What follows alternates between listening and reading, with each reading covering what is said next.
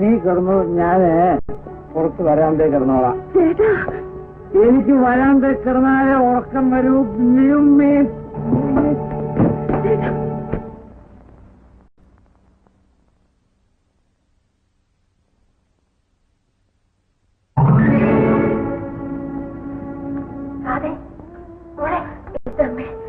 എന്താ ബാബു ഇവിടെ കിടക്കുന്നത്?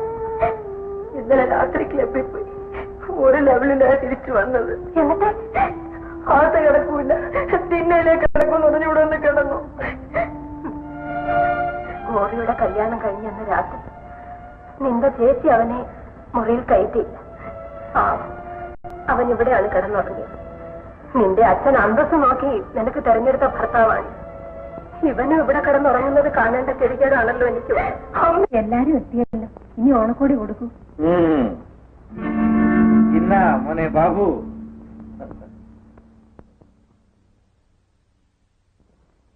ഇത് വളരെ വിലയുള്ളതല്ല അച്ഛാ. അതെ, 1000 രൂപ വിലയുള്ളതാണ്. ഓ, ഇതാണോ വലിയ വില? കഴിഞ്ഞ ഓണത്തിന് എന്റെ അച്ഛൻ എനിക്കെടുത്തുന്ന സൂട്ടിന് 4000 രൂപയായിരുന്നു വില. വിഷുവിന് നമുക്ക് വില കൂടി എടുക്കാം ബാബു. ഉടുതുണിക്ക് വേണ്ടി ഇത്രയും വലിയ തുക ചെലവാക്കുന്നത് അനാവശ്യമാണ്. ഇതേ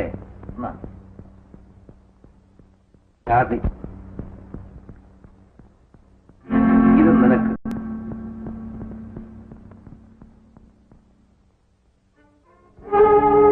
ഗോപിക്ക് ഉണ്ടല്ലോ, എന്നടാ എടുത്തോ. അവന് മാത്രം കൈത്തറിയോ? ഈ വീട്ടിൽ കഴിയുന്നവനല്ലേ കൈത്തറി ധാരാളം മതി. ശരിയാ, എനിക്ക് ഇടയ്ക്കിടയ്ക്ക് കുതിരപ്പന്തയത്തിന് പോകാനുള്ള ഒരു ജോലി പോലും ഇല്ലാത്ത എനിക്കെന്തിനാ നല്ല വസ്ത്രം?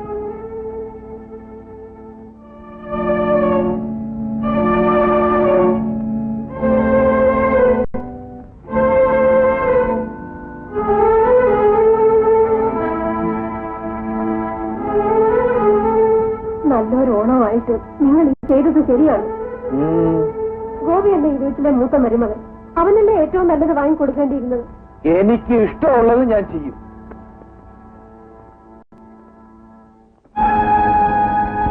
അമ്മേ, ഇതാമ്മേ ഓണക്കൂടി.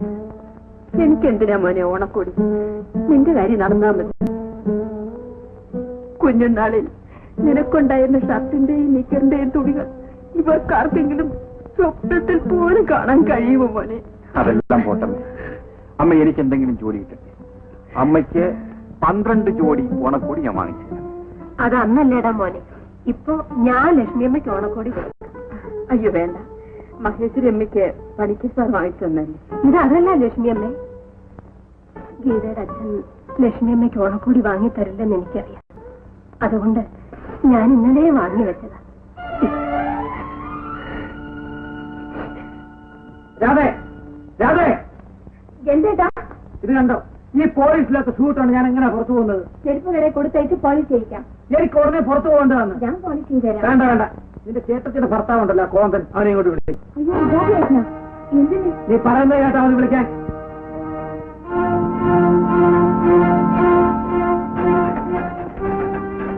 ചേട്ടനൊന്ന് അങ്ങോട്ട് വരാൻ പറഞ്ഞു.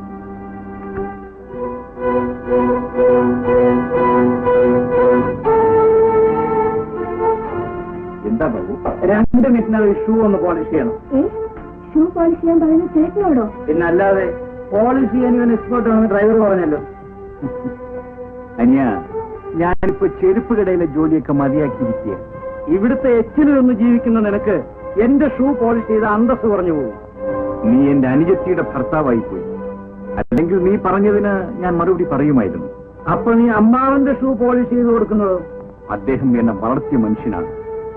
അച്ഛനമ്മമാരുടെ മലമൂത്രം എടുക്കുന്ന മകനെ കക്കൂസ് പണിക്കാരനായിട്ട് കാണുന്നവൻ എരപ്പാളിയാണ്.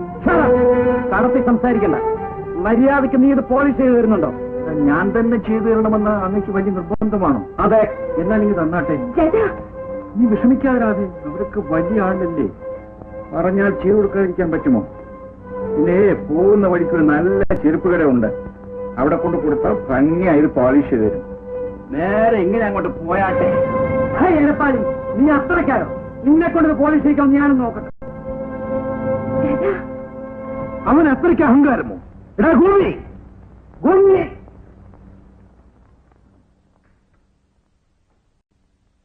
എന്താ അമ്മാവ? നീ എന്താണ് ബാബുവിന്റെ ഷൂ പോളിഷ് ചെയ്ത് കൊടുക്കാൻ? അത്രയ്ക്ക് ഗതികിട്ടവനാണോ അമ്മാവ ഞാൻ? പിന്നെ നീ ആര്? തമ്പുരാനോ? ഞാൻ അമ്മാവന്റെ മൂത്തമ്മയുടെ ഭർത്താവല്ലേ. പക്ഷെ നിന്നെ പോലെ ധർമ്മച്ചോർ ഉണ്ട് കിടക്കുന്നവനല്ല ബാബു. മര്യാദയ്ക്ക് പോളിഷ് ചെയ്ത് കൊടുക്കും. അമ്മാവ, സ്നേഹത്തിന്റെ പേരിൽ ദാസ്യവൃത്തി വരെ ചെയ്യുന്നവനാണ് ഞാൻ. പക്ഷേ എന്നെ താഴ്ത്തിക്കെട്ടരുത്. നീ മര്യാദയ്ക്ക് പോളിഷ് ചെയ്ത് കൊടുക്കുന്നുണ്ടോ? സാധ്യമല്ല അമ്മാവ. എന്തിനാ പറഞ്ഞത്? നന്ദി കേട്ടോ. പണിക്കൻ സാറേ, എന്താണ് അവനെ വിളിച്ചത്? നന്ദി കിട്ടവനെന്നോ? ആരാണ് നന്ദി കിട്ടവനെന്ന് നിങ്ങൾക്ക് തന്നെ അറിയാമല്ലോ. ലക്ഷ്മി അമ്മേ, ഇവനെ ഒന്ന് വളർത്തിയെടുക്കാൻ വേണ്ടി വർഷങ്ങളായി നിങ്ങളുടെ ആട്ടും തുപ്പും സഹിച്ച് കഴിഞ്ഞവളാണ് ഞാൻ. കഴിഞ്ഞതൊന്നും ഞാൻ പറയുന്നില്ല. ഇന്ന് നിങ്ങൾ എന്റെ മോനെ തല്ലാൻ കയ്യോ? ഈ അഹങ്കാരി പറഞ്ഞത് എന്താണെന്ന് നിങ്ങൾ കേട്ടോ? കേട്ടു. നിങ്ങളുടെ കൊച്ചു മരുമകന്റെ ചെരുപ്പ് ഉടയ്ക്കാൻ സാധ്യമല്ലെന്ന് പറഞ്ഞുകൊണ്ടല്ലേ അവനെ തല്ലാൻ നിങ്ങൾ കയ്യൊങ്ങിയത്? അതെ, അവന്റെ ചെരുപ്പ് ഉടയ്ക്കാനുള്ള യോഗ്യതയെ നിങ്ങളുടെ മകനുള്ളൂ. ഈ അഭാസം നിങ്ങൾക്ക് വരുവാനായിരിക്കും. കിഴവി, സൂക്ഷിച്ച് സംസാരിക്കണം. നീ എന്നെ പേടിപ്പിക്കാടാ. എന്റെ മോനോട് ചെരുപ്പ് ഉടയ്ക്കാൻ പറയാൻ നീ ആരാടാ? വേറെ വല്ലവരോടും പറഞ്ഞിരുന്നെങ്കിൽ അടുത്തതിനെ ചെരുക്കുത്തി ജനിക്കുമായിരുന്നു. ഞാൻ പറയുന്നത് കേട്ടു. അരുത് ഗോപി.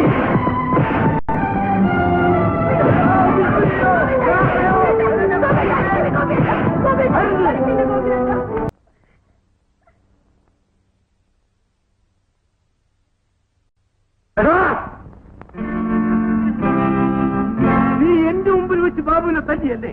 വയസ്സായ എന്റെ അമ്മയെ തല്ലിയതിന് അമ്മാവന് വിഷമമൊന്നുമില്ലല്ലേ? അതാണ് ഇവിടുത്തെ നിയമം. മഹേശ്വരി, ഇറങ്ങടാ വിളി. അവനെ ഇറക്കി വിടാൻ പോവാണോ? അതെ, ഇവനും ഇവന്റെ തള്ളയ്ക്കും ഇനി ഈ വീട്ടിൽ സ്ഥാനമില്ല. ഇറങ്ങടാ. അമ്മാവ, ഈ ഒരു വാക്ക് അമ്മാവിൽ നിന്ന് കേൾക്കാൻ ഞാൻ കാത്തിരിക്കുകയായിരുന്നു. ഇപ്പൊ എനിക്ക് തൃപ്തിയായി. വരൂ അമ്മേ.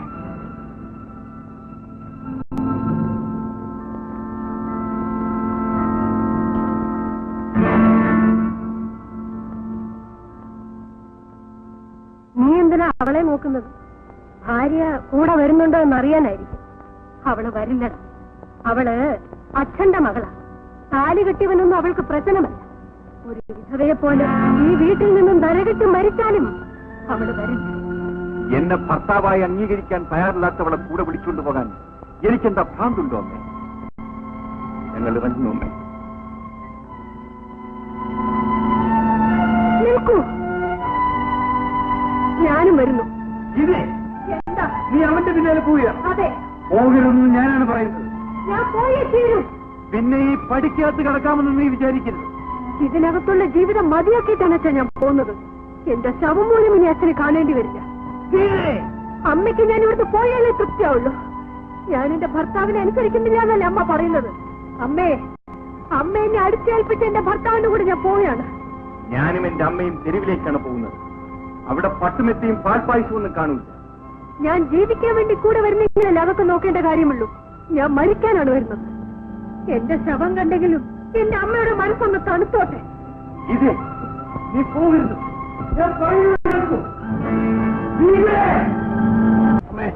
ദൈവത്തെ വിചാരിച്ച് ഐശ്വര്യമായിട്ട് വലത് കാലം വെച്ച് ഇങ്ങോട്ട് പ്രവേശിച്ചാൽ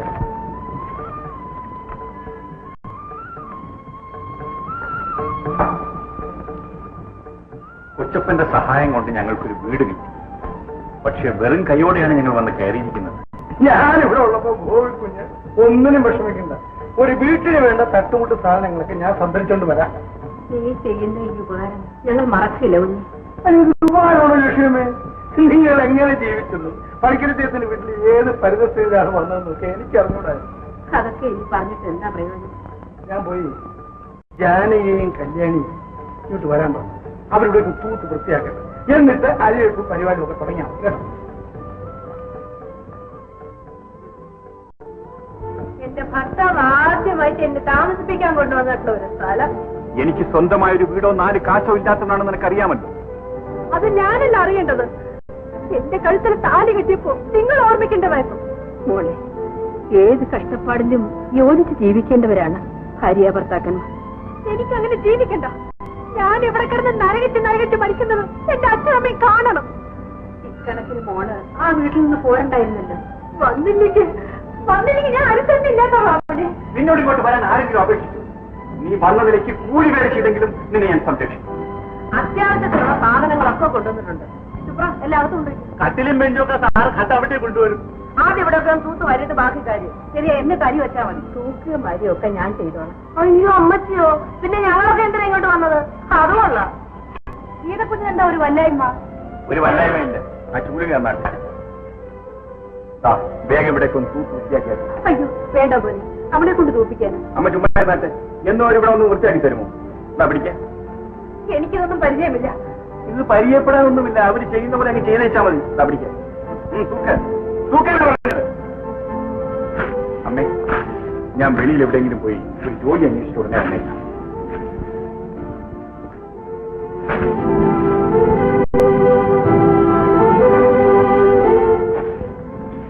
ഇന്നത്തെ അടുക്കളയിലെ കാര്യങ്ങളൊക്കെ ഞങ്ങൾ നോക്കിച്ചോളാം.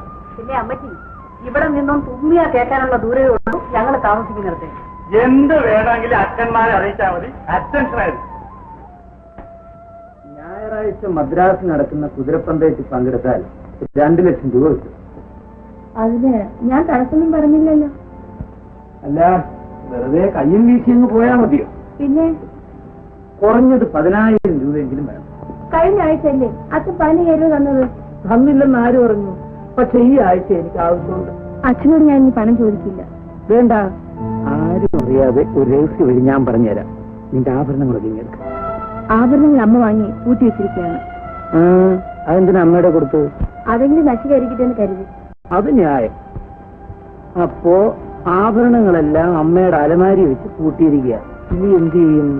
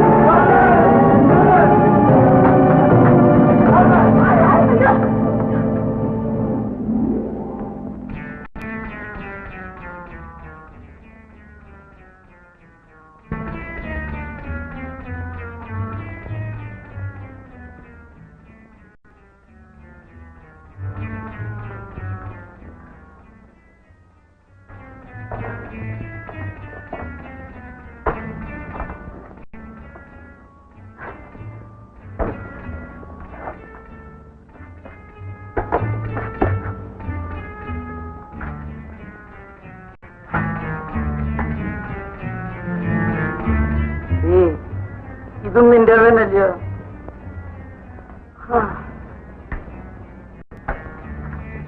എടാ, നിന്നെ ഞാൻ ഇങ്ങനെയല്ല കരുതിയിരുന്നത്. ക്ഷമിക്കണം അമ്മ, എന്നെ ഇന്നു മുതൽ ഇങ്ങനെയൊക്കെ കരുതിയാ മതി. നിന്റെ ആവരണം നിനക്ക് ഇവിടെ കൊണ്ടുവെക്കേണ്ട വല്ല കാര്യമുണ്ടോ?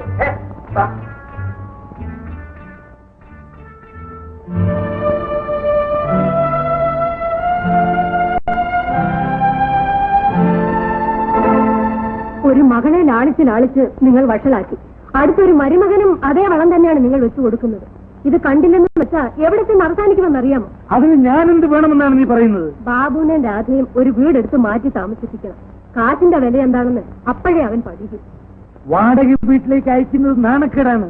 എങ്കിലൊരു ചെറിയ വീട് വിലയ്ക്ക് വാങ്ങിച്ചു കൊടുക്ക. ജീവിതം എന്താണെന്ന് അവരും പഠിക്കട്ടെ. ഇന്ന് തന്നെ അതിന്